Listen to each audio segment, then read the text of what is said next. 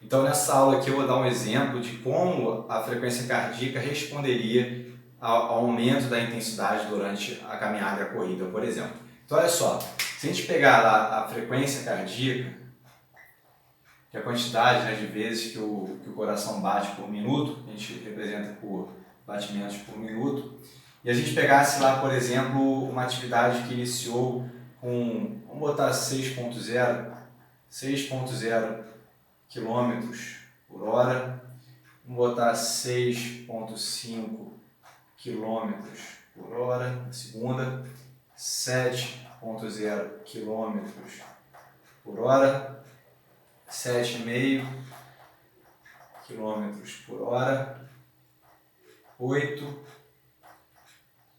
quilômetros por hora, 8,5 e vamos botar aqui com 9 como a última velocidade. Então, como que a frequência cardíaca ela responderia ao aumento dessa intensidade? Tá? Basicamente, a resposta da frequência cardíaca ela vai responder ao aumento da intensidade. Por quê? Se você aumenta, por exemplo, a intensidade, você aumenta a demanda fisiológica.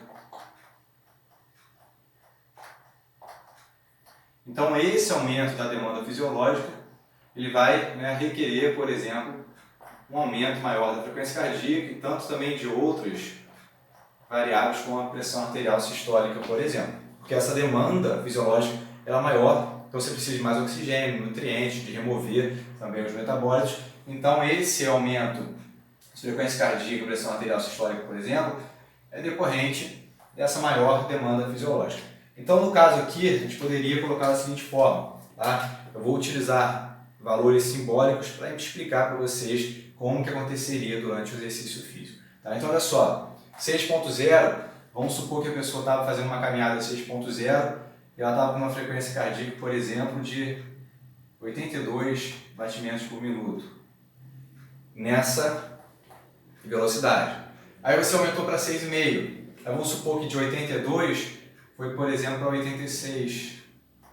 E aí você manteve ali alguns minutos, por exemplo, a 6,5 e aí estabilizou nessa frequência cardíaca.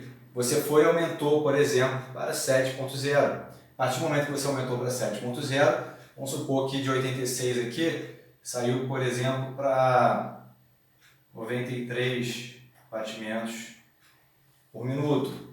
Você manteve ali alguns minutos, aí manteve 93 estabilizado, depois você aumentou para 7,5. E aí vamos botar aqui em 7,5, que provavelmente é um trotezinho, para grande parte das pessoas, aumentou para 100.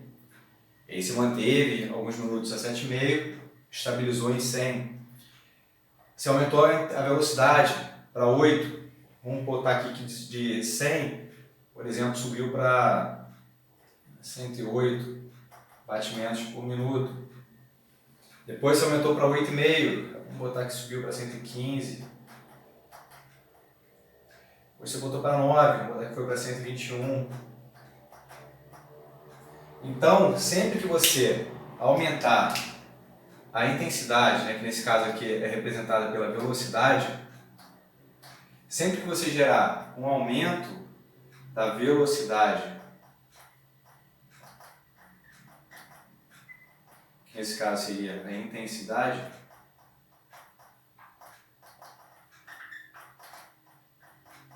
você vai ter também um aumento tanto da frequência cardíaca quanto, por exemplo, da pressão arterial sistólica. E isso aqui acontece, como eu disse para vocês, decorrente de uma maior demanda fisiológica. Então, é importante que você tenha tanto aumento da frequência cardíaca, quanto você tenha um aumento também da pressão arterial sistólica para atender essa nova demanda fisiológica, para entregar mais oxigênio, para entregar mais nutrientes, para remover os metabólitos que foram produzidos durante o exercício físico e para você sempre ter um estado ali de equilíbrio dinâmico durante o exercício físico. Tá bom? Então a frequência cardíaca ela vai responder com aumento sempre que você aumentar a velocidade ou a intensidade desse exercício. Então você pode pegar lá com o seu aluno, por exemplo, colocar as velocidades que você vai treinar. Tá? Então você vai botar lá 6.0, 6.5, 7.0, 7.5, 8.0, 8.5 e 9.5.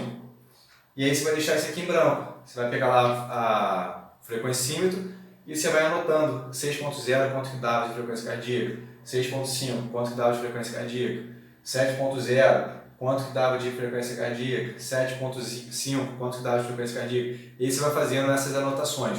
Outra coisa que você pode fazer também, né? Por exemplo, além de você anotar as frequências cardíacas, você pode correlacionar, por exemplo, essa frequência cardíaca com a percepção de esforço. Tá? Então, o que eu gosto aqui de fazer também? Eu colocaria aqui, deixa eu só ajeitar isso aqui, 121. A gente poderia fazer tipo uma tabela. Então, você colocava aqui a velocidade, tá? Aqui a frequência cardíaca, velocidade, frequência cardíaca, e você poderia colocar outra tabela aqui também. Na verdade, você poderia colocar até duas, que depois eu vou mostrar outra anotação que vocês poderiam fazer aqui. Velocidade, frequência cardíaca, para a velocidade em questão. Você pode colocar aqui PSE também, que é percepção subjetiva de esforço. Muito bom. E você poderia colocar aqui, por exemplo, o percentual da frequência cardíaca máxima. E você saberia também quanto que ele estava treinando. Então, por exemplo, aqui, frequência cardíaca, 82, vamos botar que aqui, por exemplo, é uma percepção de esforço de 0 a 10, tá? Na escala adaptada. Vamos supor que o cara te dava 4, ou seja, o esforço é leve. E aqui 4 ainda. E aqui ele começa a te dar, por exemplo, um 5 ainda. E aí quando ele começa a trotar, por exemplo, né, começa aqui a aumentar, vamos supor que aqui, esse aqui 6, aí 7 e 7. Aí esse aqui eu não vou colocar só alguns para vocês entenderem, mas ele ficaria muito... Vamos botar que aqui a 6.0 fosse... Vou ter que fosse 60% da frequência máxima, aqui 62%, e aqui, por exemplo, fosse para ele talvez 80% aí da frequência máxima dele. Aí teria que fazer o cálculo certinho. Tá? Então você fazendo esses controles aqui, velocidade que ele está realizando, quanto que é a frequência cardíaca para determinada velocidade, quanto que é o PSE para cada velocidade e o percentual dessa frequência cardíaca para cada também velocidade. Tá? E aí você começa a correlacionar. Por exemplo, você já sabe que quando ele estiver a 7,5, basicamente ele vai estar dando ali uma percepção de esforço, por exemplo, de 5. E ele estaria com 100 batimentos por minuto. O que você vai fazendo ao longo do tempo também é controlando esses dados. Então, por exemplo, quando ele for se adaptando, que ele vai melhorar, por exemplo, a ejeção dele, então o volume sistólico aumenta, decorrente da adaptação do exercício, a tendência é que a frequência cardíaca diminua para todas essas intensidades.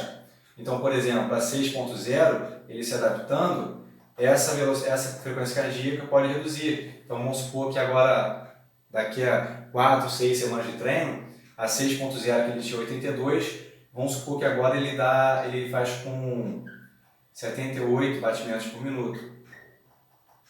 Então, ele reduziu a frequência cardíaca para essa intensidade e vai refletir em todas as outras também velocidades. E é bom você acompanhar isso aqui, porque se ele começar a reduzir a frequência cardíaca, provavelmente ele se adaptou ao exercício. Tá? Então você precisa aumentar um pouco a intensidade para manter essa percepção de esforço ou a frequência cardíaca máxima. Tá bom? Então nessa aula aqui eu dei o exemplo para vocês do que vocês podem controlar durante um exercício aeróbico, né? Que eu dei o exemplo, por exemplo, da caminhada e da corrida. Vocês podem marcar a velocidade, frequência cardíaca, percepção de esforço e a frequência cardíaca máxima. Vai fazendo essas anotações e vai vendo como que o seu aluno vai respondendo aí em longo prazo.